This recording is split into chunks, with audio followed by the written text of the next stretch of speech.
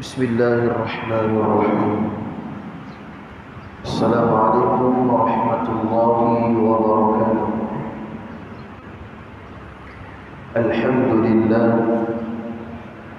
الحمد لله رب العالمين، والصلاة والسلام على أشرف الأنبياء والمرسلين وعلى آله وصحبه أجمعين. قال رب اشرح لي صدري ويسر لي أمري واحلل عقدة من لساني يفقهوا قولي. فقال الله تعالى في كتابه العزيز: أعوذ بالله من الشيطان الرجيم، يرفع الله الذين آمنوا منكم والذين أوتوا العلم درجات. Sadaqallahul azim. Muslimin muslimat yang dirahmati oleh Allah, di dalam satu hadis yang diriwayatkan oleh Imam Muslim dalam jami' sahihnya melalui sanad daripada Abu Hurairah radhiyallahu anhu, an Nabi sallallahu alaihi wasallam qala: Inna Allah azza wa jalla yarda lakum thalathan wa yakrahu lakum thalathan. Kata Nabi sallallahu alaihi wasallam, sesungguhnya Allah Subhanahu wa taala meridai, Allah suka, Allah redha kepada tiga perkara, dan wa yakrahu lakum thalathan, dan Allah benci, Allah tak suka kepada tiga perkara ni. فَيَرْضَى لَكُمْ أَنْ تَعْبُدُوهُ وَلَا تُشْرِكُوا بِهِ شَيْئًا. Perkara yang pertama yang Allah sayang, yang Allah suka, yang Allah cinta adalah apabila hamba Allah SWT, Allah yakni di antara mereka menyembahnya dengan tidak menyekutukan Allah Subhanahu wa taala. Yang tu nombor satu sekali. An ta'budullaha wa la tusyriku bihi syai'an. Beribadah kepada Allah dan jangan mensyirikkan Allah Subhanahu wa taala. Yang tu yang paling Allah suka. Yang kedua, wa an ta'tasimu bihablillahi jami'an. Dan hendaklah kalian berpegang teguh kepada tali Allah. Berpegang teguh kepada tali Allah. Dalam riwayat yang lain Imam Muslim dalam jami' sahihnya, tali Allah itu merujuk kepada mereka yang berpegang teguh dengan dua khazanah Islam ini. Yang pertama, kitabullah wa sunnatun Nabi sallallahu alaihi wasallam. Dua benda ni kalau pegang sungguh-sungguh, dua perkara ni, dia termasuk di kalangan orang yang dicintai oleh Tuhan. Yang ketiga, kata Nabi sallallahu alaihi wasallam, wala tafarraqu, dan janganlah mereka berpecah belah di antara satu sama lain. Benda boleh buat bincang, benda kita boleh bertoleransi belapang dada, kita kata kita belapang dada. Kerana benda soal yang tidak boleh belapang dada dalam bab usul dalam akidah sebagai contohnya, ataupun bercanggah dengan usul dan prinsip-prinsip Islam, hal itu ada pendekatan yang lain. Maka secara asasnya Allah SWT tak suka kepada orang yang suka berpecah belah ni, bermusuh-musuhan dan sebagainya. Kita kena wala tafarraqu, jangan di antara kita ni yang ada sikap begini. Kemudian kata Nabi SAW, wa yakrahu lakum qil, dan tiga perkara yang Allah benci, yang Allah tak suka, yang kalau boleh jangan kita buat benda ni dalam hidup kita. Yang pertama kata Nabi SAW, iaitu mereka yang qila wa qala wa kathratus su'al wa idha'atul mal. Yang pertama kata Nabi SAW, mereka duduk dalam kehidupan yang sia-sia, buat benda yang tak ada faedah, buat benda yang tak ada kaitan kepada dia, yang tidak bertambah ilmu dia, tidak memperbaiki akhlak dia, buat benda yang sia-sia, yang tidak ada faedah. Orang Islam bila dia buat satu perkara, dia fikir apa kesannya. Sebab tu kalau kita tengok Al-Imam Bukhari rahimahullahu ta'ala, apabila orang cuba mempertikaikan sanad yang terdapat di dalam Al-Bukhari, dia berkata sanad dalam Bukhari itu bukan semua sahih pun, ada yang terputus sanadnya disebut sebagai mu'dhal. Bila kita cek balik, rupanya Imam Bukhari rahimahullahu ta'ala yang kata sanad Imam Bukhari tak bermasuk tu dalam kitab sahihnya, rupanya manhaj Imam Bukhari, dia kata apa? Imam Bukhari, aku tak mau mengulangi sanad yang telah aku ulang pada awalnya. Sanad tu dah ada dah, tapi aku tak mau ulang, rugi masa Imam Bukhari. Ini metodologi manhaj Imam Bukhari dalam menyusun hadis. Tapi kalau orang tak faham, dia kata Imam Bukhari, tengok dalam kitab Sahih Bukhari, kitab Sahih pertama tu pun ada sanad yang terputus. Maksudnya dia tak belajar ilmu hadis. Imam Bukhari tak mau buang masa. Dah aku hafal dah pada sanad yang pertama. Hang tengoklah pada sanad yang pertama, tak perlu aku nak ulang kembali. Ni orang yang bijaksana, dia orang cerdik. Masanya penuh dengan berkualiti. Pertama.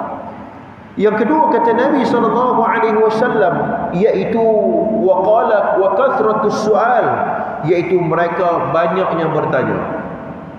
Banyak bertanya ni bukan bermaksud tak boleh tanya apatah lagi dalam imtihan ataupun dalam sesi pembelajaran. Bukan macam tu fahamnya.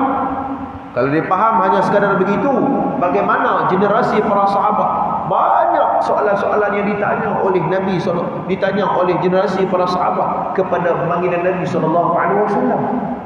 Al-su'alat anil sahabat Nabi radhiyallahu anhum ajma'in. Banyak sahabat Nabi tanya soalan. Kalau berpadu keadaan ini, saya tak boleh tanya soalan. Tidak. Hal ini bermaksud bahawa soalan yang ditanya tu biarlah soalan yang berkualiti. Bukan soalan untuk menjatuhkan kredibiliti seseorang. Bukan soalan untuk memecah belahkan di antara umat Islam. Bukan soalan yang sia-sia yang datang daripada mulut kita. Bukan. Adapun tanya soalan, itu di antara salah satu konsep untuk kita nak mendapat ilmu. Jangan salah faham dalam bab itu. Tanyalah, fas'alu ala dzikr in kuntum la ta'lamun. Tanyalah kepada orang yang lebih mengetahui. Aku dah ajak kat kita. Tapi nak tanya, fikir. Aku tanya soalan ni berbentuk sia-sia ke ataupun soalan ni menyebabkan orang marah kat aku. Ni pun nak kena tengok. Bercakap, berfikir dulu sebelum bertanya. Kedua, yang ketiga kata Nabi SAW, wa idha'atul mal, iaitu mereka yang membazir harta mereka. Ada harta, ada wang, tapi dia gunakan wang dan harta itu untuk pembaziran. Benda yang tak perlu untuk dia beli, benda yang mungkin dia sudah ada berlumbak, dia ada dekat rumah dia, masih lagi dalam hal yang sama, dia membazir. Apatah kita soal pakaian, makanannya dan sebagainya, membazir. Dan hadis Nabi ini mengajar kepada kita tentang bagaimana Islam itu mengajar kepada kita kehidupan seorang Muslim itu kehidupan yang berkualiti hidupnya. Mudah-mudahan mukadimah ringkas itu memberi manfaat yang banyak kepada kita, insya-Allah. Tuan-tuan sekalian, kita sambung pembacaan kitab Muslihat Iblis, Talbisul Iblis, karangan Al-Imam Ibnu Jauzi rahimahullahu ta'ala, iaitu pada muka surat yang 196.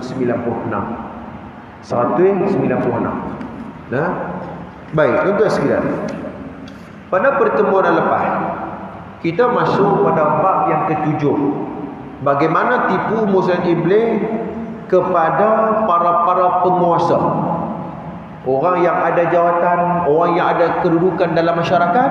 Iblis dia akan cari pokok ni untuk jatuh dan gagalkan misi mereka. Sebab ada orang yang ada jawatan, dia gunakan posisi jawatan itu untuk melaksanakan kebaikan. Dia gunakan kedudukan dan pengaruh dia untuk Islam, untuk kemenangan Islam. Hak tu elok, cantik dah. Yang jadi masalahnya, dia tak belajar benda ni. Talbisul Iblis, bagaimana belitan iblis. Yang kita baca kitab ni tuan-tuan, benda ni dah berlaku ratusan tahun dulu dah. Ratus dulu dah. Lah ni 2023. benda yang sama saja diulang. Iblis macam itulah cara dia untuk menjatuhkan pemimpin-pemimpin kita. Nah, ni kita tengok pada malam ni. Mungkin kita ustaz pimpin apa, saya mana ada jawatan apa. Tak apalah. Hak mana ada jawatan tu dengar, ataupun hak tak ada jawatan tu, dia yang paling ni pun ialah dia menjadi ketua keluarga, ataupun dia mengambil nasihat kepada anak-anak dia, kepada keturunan, kalau dia faham hal ini untuk dinasihatkan kepada orang ramai. Dan dia berwaspada dalam tipu muslihat dalam bab ini. Baik, kita tengok tuan-tuan 196. Bagaimana iblis melakukan tipu muslihatnya kepada pemerintah ataupun kepada penguasa yang ada jawatan itu. Iblis berkata kepada mereka, kekuasaan itu memerlukan kemasyhuran. Dia faham macam tu. Bila jadi ketua, dia nak kemasyhuran. Dia nak dipandang tinggi. Islam ajak kat kita, bila hang ada kedudukan, bila hang ada jawatan yang besar, jangan rasa tinggi diri. Itu Islam ajak. Iblis ajak, bila hang ada jawatan, orang kena panggil hang. Tentu, kalau orang tak panggil hang sekian-sekian, hang boleh marah dia. Pasal apa hang tak panggil aku sekian-sekian, jawatan sekian-sekian? Aku ni sekian-sekian pun, contohnya. Itu mengikut kefahaman ataupun dia tipu dia iblis. Kerana itu mereka pun bersikap takabur, tidak mahu mencari ilmu, duduk bersama para ulama, mengamalkan pendapat para ulama dan juga agama. Dia nak kemasyhuran, dia nak orang panggil dia sekian-sekian, dia yang terkenal dan sebagainya, tapi dia cukup malah dalam menuntut ilmu. Pemimpin yang hebat, satu kemahiran kepimpinan itu satu hal yang lain, ilmu satu hal yang lain. Ada orang pemimpin tinggi, tapi dalam masa yang sama dia juga mengajar ilmu, membaca buku-buku yang boleh memberi kesan pada diri dia. Dia duduk dalam majlis ulama, dia duduk berteleku di hadapan ulama, dengar nasihat daripada ulama. Hari ini kita kena angkat dia jadi pemimpin. Bukan semua pemimpin ulama. Tidak. Zaman khalifah Islam itu, ya betul, sekitar 300-400 tahun hijrah, kita boleh tengok dalam tarikh Islam, sejarah umat Islam, pemimpin khalifah kita satu kita dahulu, dia juga pemimpin bagi umat Islam dan dia juga alim ulama, pakar dalam ilmu syarah, hafaz Al-Quran, seperti Harun Al-Rashid, Salahuddin Al-Ayubi, Muhammad Al-Faqih dan pemimpin besar yang sangat terkenal. Mereka juga alim dalam ilmu syarah dan juga mereka juga menghafaz Al-Quran. Itu dulu. Adapun hari ini mungkinlah tak sempatlah nak belajar apa semua, dia ambil ulama sebagai panduan dia. Hak ni nak kena angkat. Jadi kita ustaz, awak cerita pasal bab-bab pemerintah ni nak kat pilihan raya ni. Tak. Ni saya ikut baca kitab tuan-tuan. Saya baca kitab. Saya ikut kitab ni. Habis tajuk ni kita masuk tajuk lain pula. Macam tu. Tak ada kena-mengena dengan nak pilihan raya ni. Tak ada. Itu. Kita ikut kita perbahasan ilmu ini. Baik. Kemudian tuan-tuan, sebagaimana yang sudah diketahui tabiat itu mencuri dari orang yang berdekatan. Jika para penguasa yang lebih mementingkan kerunian ini bergaul dengan orang-orang yang tidak mengetahui syarak, maka tabiat akan mencuri dari orang-orang jahil itu dengan segala sifat yang dimiliki, tidak mahu melihat apapun yang menghalanginya, tidak mahu mendengar apa yang menghediknya, dan ini semua merupakan penyebab daripada kehancuran. Dia tak ada ilmu, dia jadi ketua pun sebab nakkan kemasyhuran, bahkan dia membodohkan orang yang tidak, orang yang duduk di bawah dia, membodohkan akal orang yang duduk di bawah dia. Ini kesan kepada pemimpin yang niat dia pun awal-awal pun tak betul dah. Pemerintah yang awal-awal dia nak jadi ketua tu pun pada awalnya niat dia dah tak betul dah. Bukan macam tu sifat. Konsep Islam, semakin tinggi kita, semakin kita merendah diri sesama manusia. Yang tu agama ajar. Sebab tu dalam satu nas, dalam beberapa nas yang lain, Nabi SAW pernah sebut dalam satu hadis, ya innama bu'ithu liutammima makarimal akhlaq. Aku diutuskan ya untuk menyempurnakan akhlak manusia. Jadi penguasa, jadi pemimpin, kita jadi pemimpin dengan berakhlak mulia, dengan akhlak. Bukan kira kuasa kita ya, kuasa tu memang satu bab, satu hal yang lain. Akhlak itu orang tengok.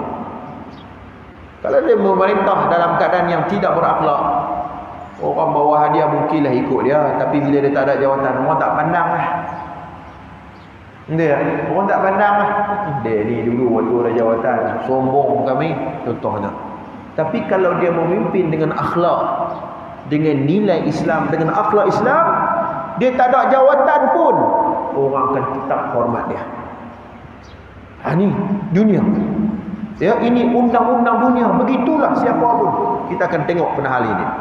Dan kalau kita tengok bagaimana dalam surah Al-Hajj ayat 88, ini dalilnya. Waqfid janahaka lil mu'minin, yang bermaksud dan merendah hatilah kamu terhadap orang-orang yang beriman kepada Allah yang Azza wa Jalla. Rendah diri.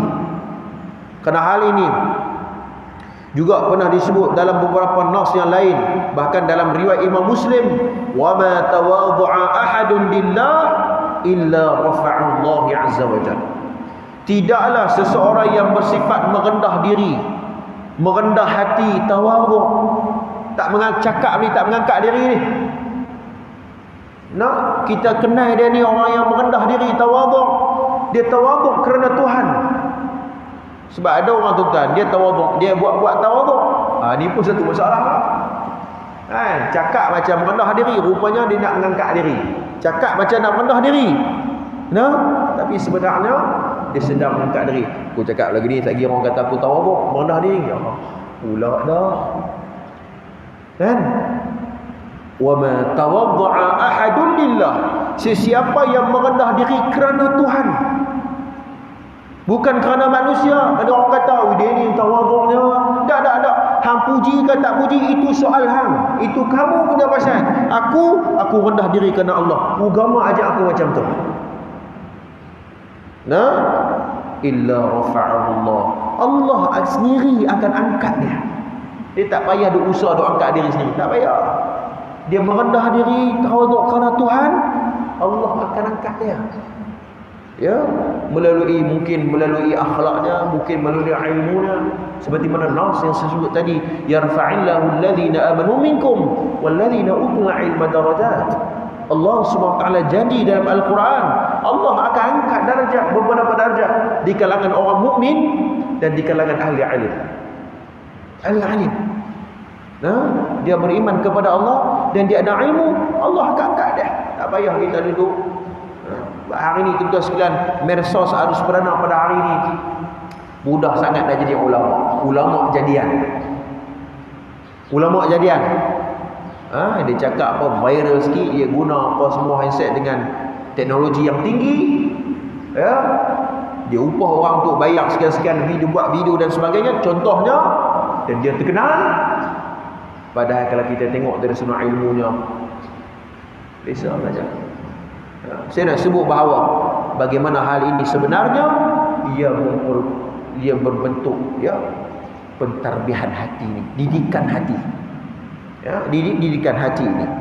Muslimin, muslimat yang dirahmati oleh Allah Subhanahu wa taala. Kerana hal ini pun disebut dalam riwayat yang lain, wa inna Allaha auha ilayya an tawadhu hatta la yafkhara ahadun ala ahadin wa la yabghi ahadun ala ahad.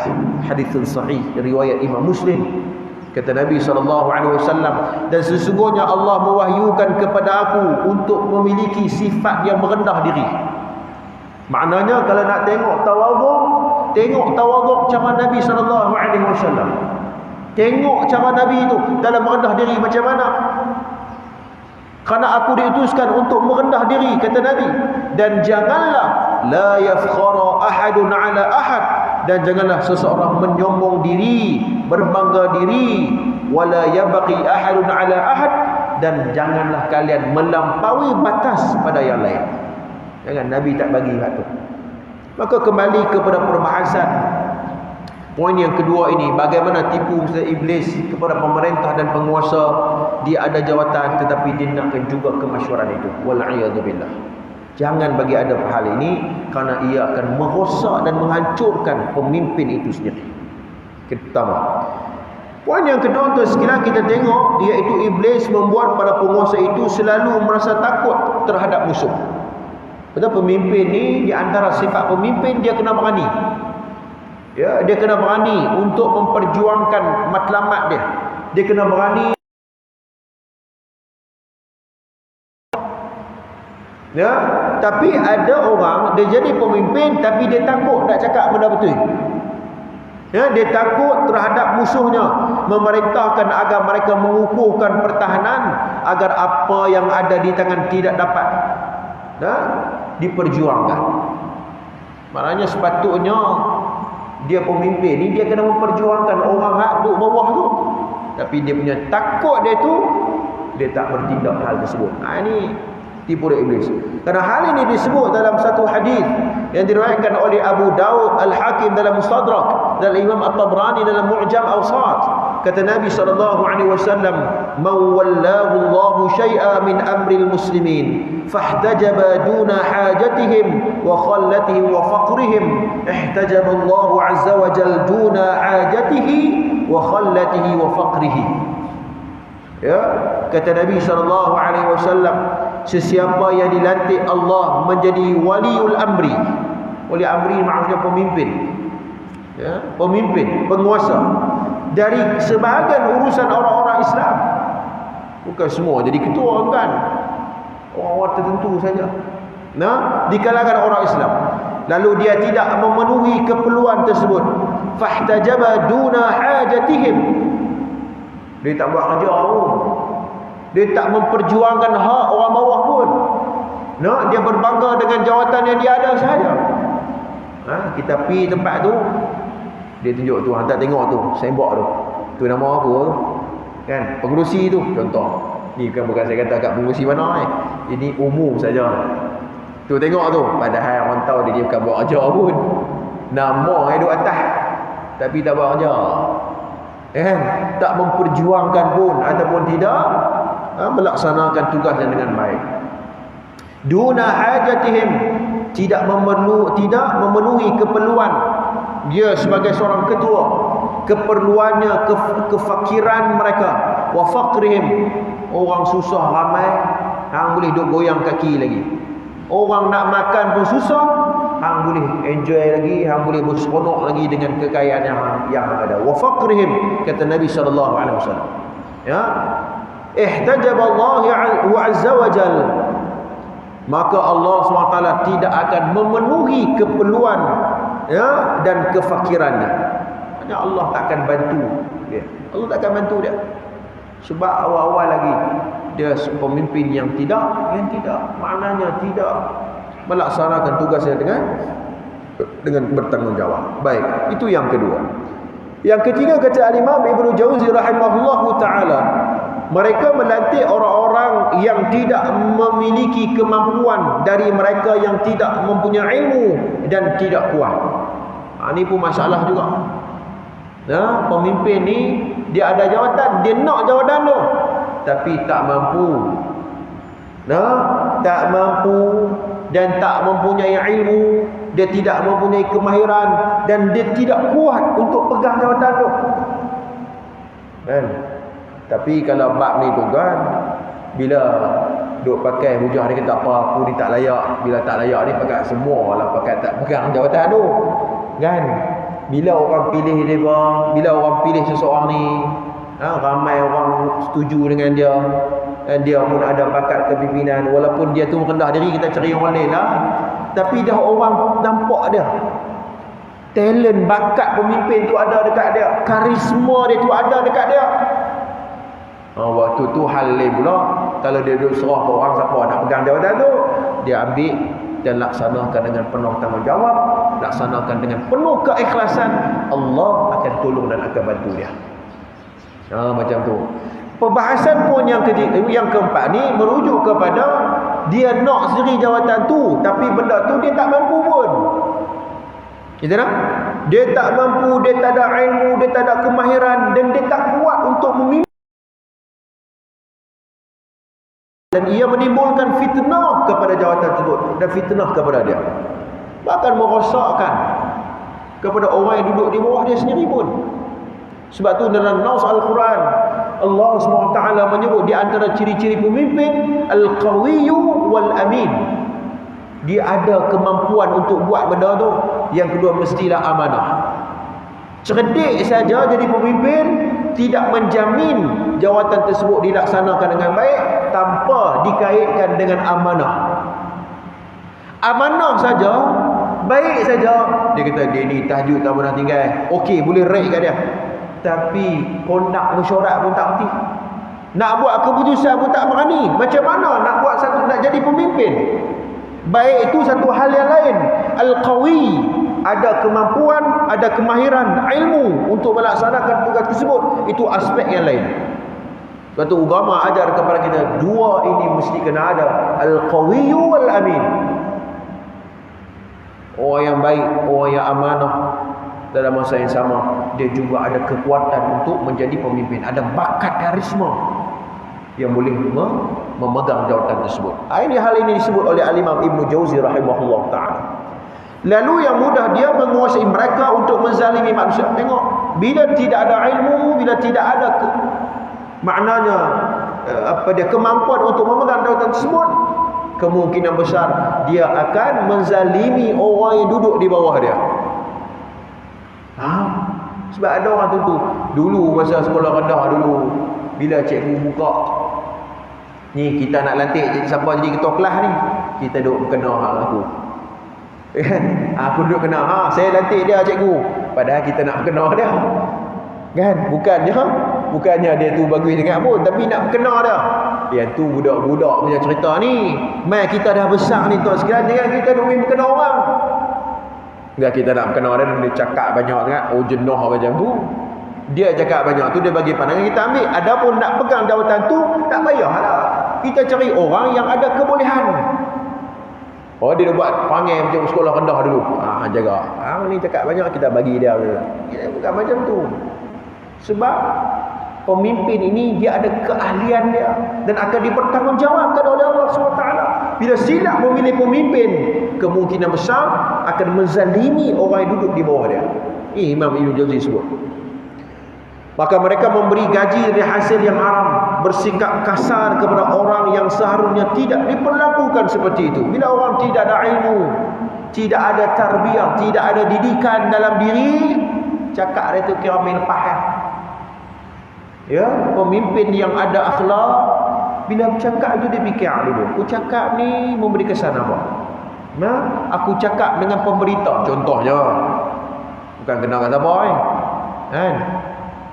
Wartawan tanya dia, oi, wartawan main berumur kot, keluar-keluar tu berumur dia nak cakap lagu mana? Aku cakap ni menyebabkan orang sakit hati ke, ataupun menyebabkan fitnah dan sebagainya. Hak tu dia kena fikir, kerana setiap ucapannya akan didengari, akan dikaji oleh orang bawah. Apa pun yang dia cakap, pemimpin. Orang bawahan apa ni, hak cakap apa pun orang tak dengar. Tapi kalau pemimpin hak cakap sikit ya, orang akan kaji, orang akan fikir. Tuan sekalian. Baik. Kemudian, yang kelima kata Imam Ibn Jauzi rahimahullahu taala, iblis dia memujuk mereka untuk bertindak menurut fikirannya. Ini pun masalah juga. Pemimpin bila tidak ada ilmu, dia buat keputusan, dia bertindak dalam segala hal dengan akal dia saja. Dia tak ada musyawarah, ya, konsep bermusyawarah itu tidak ada, ya, tidak melihat kepada disiplin ilmu, apatah lagi dia bercakap soal agama, dia tidak berandaskan kepada qawaidul ilm, disiplin ilmu. Dia kata hang bila ketua, hang cakap apa pun dalam segala hal. Jangan macam tu. Walaupun hang penguasa, walaupun hang pemimpin, dalam hal-hal tertentu dia ada keahlian dia. Dia tak. Contoh dalam bab agama, dia ada ilmuwan, sarjana yang dalam bidang tu. Hang jangan duk ming masuk campur tak tentu hala. Betul tak? Dia ada keilmuan dia. Dalam agama ini mungkin semestinya mufti. Ya, ahli-ahli ilmu. Para alim ulama bila dia tak tahu mengeluarkan sesuatu pandangan dalam sudut agama, tanya orang yang lebih alim. Dia kata, dia ketua kita kot. Memanglah ketua, tapi hang tengoklah dia ni tak mengaji pun dalam bab agama. Mungkin dia mengaji dalam bab yang lain. Ya, dia tak belajar usul fiqh, dia tak belajar usul hadis, tak belajar usul tafsir. Ini semua khazanah yang cukup dalam untuk dia gali, yang berbeza semestinya dengan ilmu yang dia ada. Tak sama. Maksudnya pemimpin bila nak cakap, dia kena tengok aku cakap ni bidang aku ke bidang wali. Kalau bidang wali, dia kena cakap lah, serah kepada ahli dia. Dan itu lebih selamat. Itu lebih selamat. Ya, yang duk jadi hari ni tuan-tuan, bukan bidang dia pun dia cakap juga. Jadi ia menjadi fitnah kepada jawatannya sendiri. Dia menggunakan akalnya. Maka mereka memberikan bahagian kepada orang yang sebenarnya tidak boleh diberi bahagian. Membunuh orang yang sebenarnya tidak boleh dibunuh. Tengok, bila dia bercakap ataupun dia bertindak bukan di atas dasar ilmu, ya, dia bunuh. Padahal daripada tahun zaman Imam Ibn Jauzi rahimahullahu ta'ala, dia bunuh anggota surga dia tanpa ada dasar ilmu. Dalam agama bukan tak ada pensyariatan bunuh tu, ada, tapi betapa ketat pada tahap yang tersebut tu. Seperti qisas ke, bayar diat dan sebagainya. Itu hal-hal hukum-hukum dalam syarak. Ya, hal itu ada perbahasan khas yang membincangkan hal tersebut. Ada kriteria-kriteria cukup ketat, ya, untuk melaksanakan hukum-hukum tersebut, ya, dan sebagainya. Tapi orang yang tidak ada ilmu, dia kata bunuh saja, bukan atas dasar ilmu dan juga kebenaran. Yang ni yang kita tidak mahu. Ya, muslimin muslimat yang dirahmati oleh Allah SWT. Lalu mereka beranggapan bahawa semua ini untuk pertimbangan politik sahaja. Kita tak ada apa, ini bukan ada kaitan dengan agama pun, ini hanya ijtihad politik. Kata dia ini adalah ijtihad politik, ya, kebijaksanaan dalam politik. Maka dia bunuh apa semua ataupun bertindak bukan atas dasar ilmu. Dengan begitu, sebab tu Al-Imam Al-Ghazali dalam kitab Al-Mustafa, ini kitab usul fiqh, Imam Ghazali kata apa? Ad-din wal harith, ad-din, agama dan juga pemimpin itu al-harith minad-din, dia ialah penjaga bagi agama. Ad-din, Al-Quran, hadis itu ialah agama. Siapa yang nak menterjemahkan hal tersebut? Pemimpin-pemimpin yang ada fikrah Islam, yang ada pengajian Islam. Mereka inilah yang akan menjaga agama, melaksanakan apa yang agama dalam jawatan dia. Seperti mana kata Imam Mawardi dalam Ahkam Sultaniyah, iqamatu din wa siyasatu dunya bih. Ya, dia bangunkan dengan agama dan mentadbir dengan agama. Ini pemimpin. Walaupun dia tak pakai sahabat, kata ini tak pakai sahabat ni, dia ni tukar bawa agama. Dah. Tak semestinya. Tak semestinya nak kena pakai sahabat, tak semestinya. Dia bawa nilai, dia bawa akhlak, dia bawa apa agenda Islam dalam jawatan dia dan pemimpin, dan maknanya dengan ijtihad dia, maka ia sebenarnya dikira sebagai orang yang membawa Islam walaupun dia tak pakai sorban 24 jam, kan? Jadi bukan begitu, kerana Islam ni adalah substance, isi itu, bukan mementingkan luaran saja. Dalaman itu, apa yang dia bawa sebenarnya, apa yang diperjuangkan sebenarnya, itu yang agama tengok. Muslimin muslimat yang dirahmati oleh Allah Subhanahu Wa Taala. Tuan-tuan, yang keenam sikit lagi tuan, iaitu iblis membisikkan, surah 198. Iblis membisikkan kepada mereka untuk menguasai harta. Ini pun masalah. Bila orang bagi jawatan, dia pegang ada kedudukan sikit, dia kata ini ada peluang untuk aku mengayakan diri aku, untuk memperbanyakkan harta aku, untuk besarkan rumah aku, untuk beli kereta baru bila aku di jawatan ni. Ini masalah. Yang ni semua tipu daya iblis kepada pemerintah-pemerintah yang kononnya dipandang tinggi dan dipandang mulia di kalangan manusia. Sebenarnya dia jauh dari petunjuk Allah Subhanahu wa taala.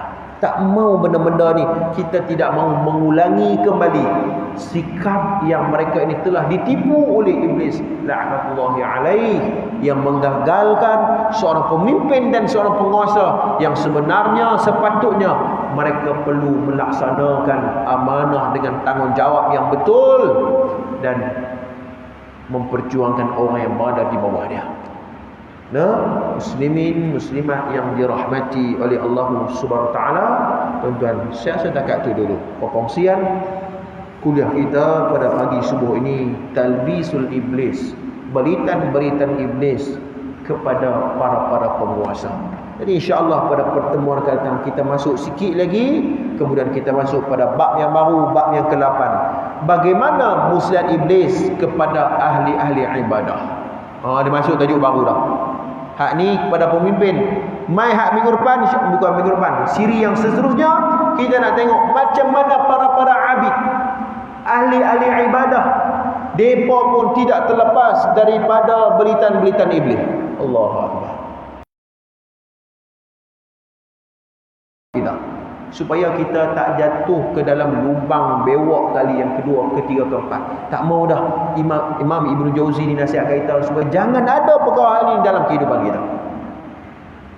Mudah-mudahan perkongsian kitab kita ini memberi manfaat yang banyak kepada kita.